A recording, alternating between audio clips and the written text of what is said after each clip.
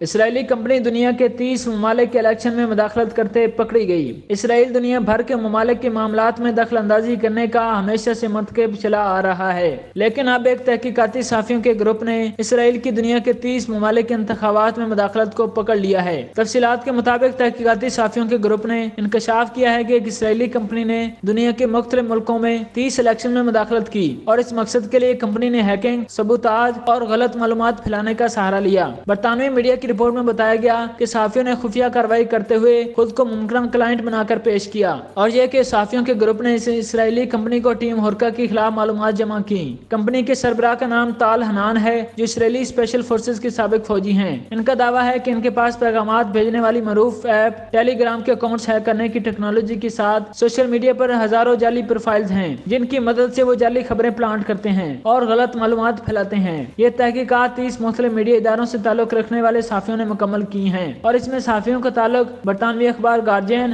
France کے اخبار لاموند، German اخبار دار شپیگل اور اسپین کے LP سے ہے۔ صحافیوں نے اپنی رپورٹ میں بتایا کہ دنیا بھر کی مشکوک نجی کمپنیاں ہیکنگ کے آلات اور سافٹ ویئر کی مدد سے پیسہ کما رہی ہیں اور سوشل میڈیا کی طاقت کو استعمال کرتے ہوئے عوامی رائے کو غلط سمت میں موڑ رہی ہیں۔ گارجین نے اپنی رپورٹ میں کہا ہے کہ ٹیم ہورکے کی جانب سے اختیار کیے جانے والے طریقے اور تکنیک بڑی ٹیکنالوجی کمپنیوں کے لیے نیا چیلنج بن چکی ہیں، کیونکہ غلط معلومات پھیلانے اور انتخابات میں مداخلت کرنے کی وجہ سے دنیا بھر کی جمہوریتوں میں خطرے کی گھنٹی بج چکی ہے۔ کمپنی کے مالک طال حنان نے صحافیوں کو کہا کہ انہوں نے کوئی غلط کام کیا ہے۔ انہوں نے تحقیقاتی صحافیوں کو بتایا کہ ان کی فراہم کردہ خدمات کو انڈسٹری میں بلیک آپس کہا جاتا ہے، اور انٹیلیجنس ایجنسیوں، سیاسی مہمات اور نجی کمپنیوں کے لیے یہ خدمات دستیاب ہیں۔ ان کا کہنا تھا کہ ہمارے پاس افریقہ کے ایک ملک میں الیکشن کا کام موجود ہے، اس کے بعد یونان میں بھی ہماری ٹیم موجود ہے اور امارات میں بھی۔ ہم نے صدارتی لیول کی 33 مہمات کا کام مکمل کیا ہے، 27 کامیاب رہی ہیں۔ انہوں نے کہا کہ ہم نے 2/3 مہمات کا کام افریقہ میں کیا ہے۔ صحافیوں کو اپنی ٹیکنالوجی سے آگاہ کرتے ہوئے طال حنان نے کینیا میں صدارتی الیکشن سے قبل سیاسی کارکنوں میں سے ایک کا جی میل کا انباکس